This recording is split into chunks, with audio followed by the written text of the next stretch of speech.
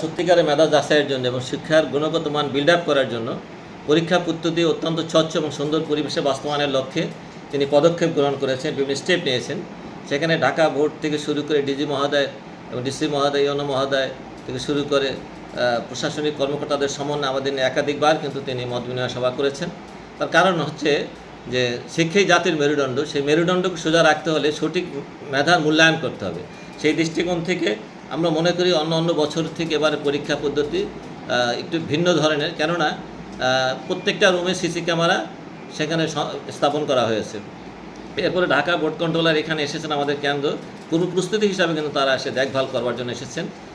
এরপর আমাদের ইউনো মহোদয় এসেছেন, ইউনো স্যারের প্রতিনিধি তিনি সকাল থেকে এখানে এসেছেন, এসিলিয়ান মহোদয়, সকলেই কিন্তু এই পরীক্ষাটাকে চমৎকারভাবে সম্পন্ন করবার লক্ষ্যে তারা কিন্তু আমাদের দিক নির্দেশনা দিয়েছেন।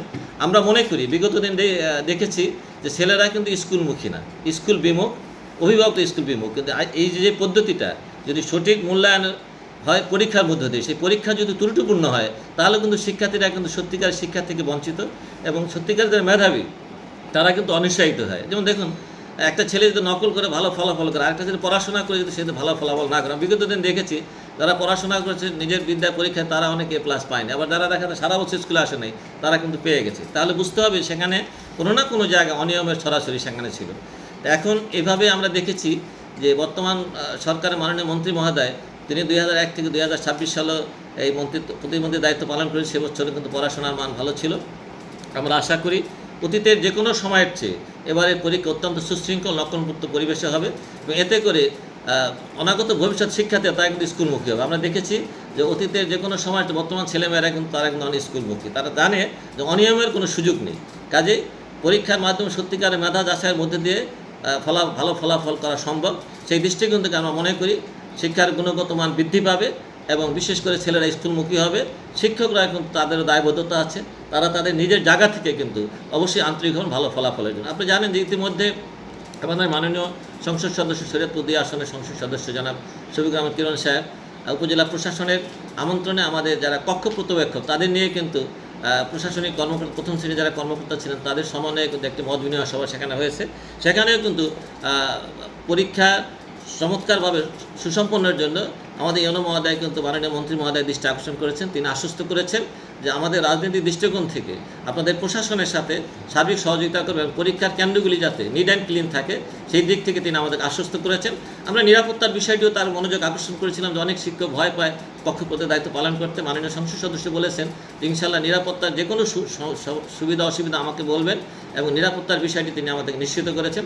আমরা আশা করি প্রশাসনের সার্বিক সহযোগিতা, পুলিশ প্রশাসন আছেন, সিভিল প্রশাসন আছেন এবং আমাদের ইউনো স্যারের প্রতিনিধি এখানে আছেন স্যার, সব কিছু মিলে একটা চমৎকার পরিবেশে পরীক্ষা সম্পূর্ণ হবে এবং সত্যিকারের মেধাবীরা কৃতকার্য হবে এবং শিক্ষার গুণগত মান বৃদ্ধি পাবে এই পরীক্ষার মধ্য দিয়ে এবং স্কুলে ঝরে পড়া রোধ হবে এবং ছেলেমেয়েরা স্কুলমুখী হবে। আর যদি ছেলেমেয়েরা স্কুলমুখী হয় তাহলেই সত্যিকারের সরকারের যে প্রত্যাশা, আমাদের যে প্রত্যাশা সেটি বাস্তবায়িত হবে। আমরা আপনাদের সহযোগী, আপনারা যারা সাংবাদিক আছেন সত্যিকারের বিষয়টাই কিন্তু আপনারা আপনাদের সোশ্যাল মিডিয়ায় প্রকাশ করবেন। আর আপনি জানেন যে এই কেন্দ্রটি সবসময় কিন্তু সুশৃঙ্খলভাবে পরীক্ষা হয়। আমাদের এখানে অনেক অভিজ্ঞতা সম্পন্ন শিক্ষকরা আছেন এবং আমার সহকারী যারা আছেন।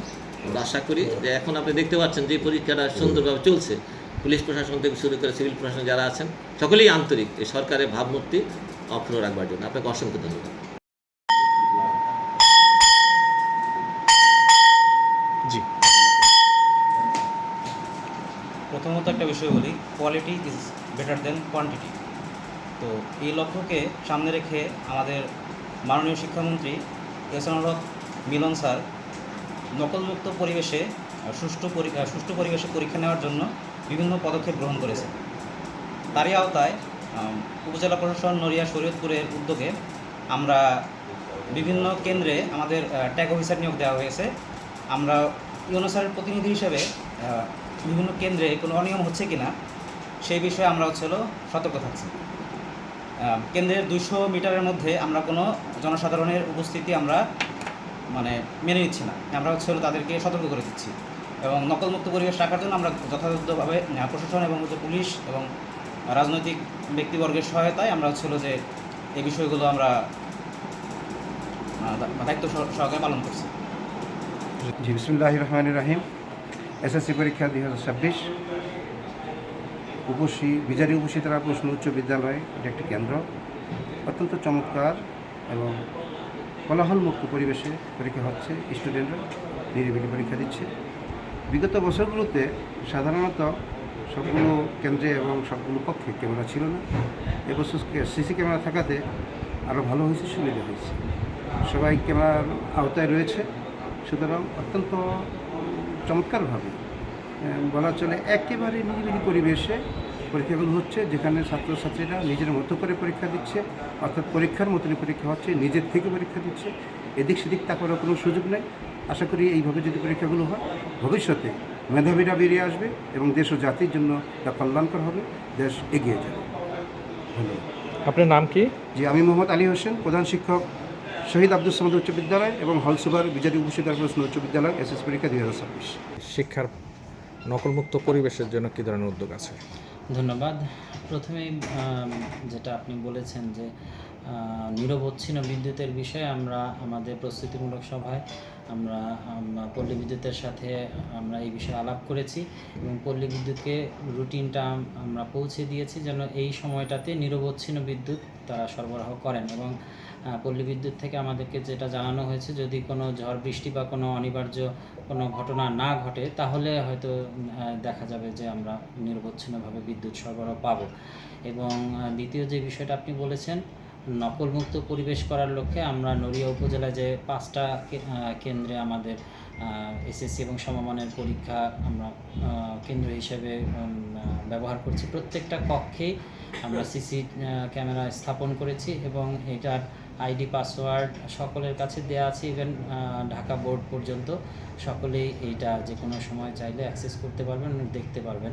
আপনাদের সদয় অবগতির জন্য একটু জানিয়ে রাখি যে আজকে প্রথম পরীক্ষায় কিন্তু ঢাকা বোর্ড থেকে এই আইডি পাসওয়ার্ড ব্যবহার করে আমাদের মাননীয় শিক্ষামন্ত্রী মহোদয় আমাদের নড়িয়া উপজেলার মজিদ জরিনা ফাউন্ডেশন স্কুলের প্রত্যেকটা পরীক্ষার কক্ষ তারা অবজার্ভ করেছেন এবং তারা সন্তোষ প্রকাশ করেছেন। তো এরকম বিদ্যুৎ দিবেন, কিন্তু সন্ধ্যা 6টা থেকে রাত 10টা পর্যন্ত যদি বিদ্যুৎটা থাকে তাহলে ছাত্রছাত্রীরা পড়াশোনার জন্য যে একটা সময়, এই সময়টা তারা উপকৃত হবে, সেইটা করা সম্ভব কি? আমরা ইনশাল্লাহ চেষ্টা করব যে সন্ধ্যা 6টা থেকে রাত 10টা পর্যন্ত। শুধু এটা আপনি প্রথম বললেন তা না, আরও 2-1 জন বলেছেন। আমাদের তো চাহিদা এবং সরবরাহের উপর এইটা নির্ভর করে। তো আমরা প্রয়োজনে এটা পল্লী বিদ্যুৎকে নিয়ে আলাদা করে আমরা বসে এটা আমরা তাদেরকে জানাবো যে সন্ধ্যা 6টা থেকে 10টা পর্যন্ত যারা ক্যান্ডিডেট আছে তারা পড়াশোনা করবে, এই সময়টা যেন নিরবচ্ছিন্নভাবে বিদ্যুৎ সরবরাহ করা যায়। তো যদি নিয়মের কেউ ব্যত্যয় ঘটায় তো সেক্ষেত্রে আপনারা কী ধরনের ব্যবস্থা নেবেন পরীক্ষা কেন্দ্রে? হ্যাঁ, পরীক্ষা কেন্দ্রে নিয়মের ব্যত্যয় ঘটালে যেটা আইনানুগ তাদের বিরুদ্ধে ব্যবস্থা গ্রহণ করা সম্ভব সেটাই গ্রহণ করা হবে। এবং এই বিষয়ে আমরা আমাদের প্রস্তুতিমূলক সভায় বারবার তাদেরকে সতর্ক করেছি যে কোথাও কোনো আইনের ব্যত্যয় ঘটানো যাবে না। এবং শুধু এই বিষয়ে আমি না, আমাদের মাননীয় শিক্ষামন্ত্রী মহোদয় সহ আমাদের পুরো অ্যাডমিনিস্ট্রেশনই এই এসএসসি পরীক্ষা যেন সুষ্ঠু সুন্দর নকলমুক্ত পরিবেশে গ্রহণ করা যায় সেটার জন্য আমরা কাজ করে যাচ্ছি।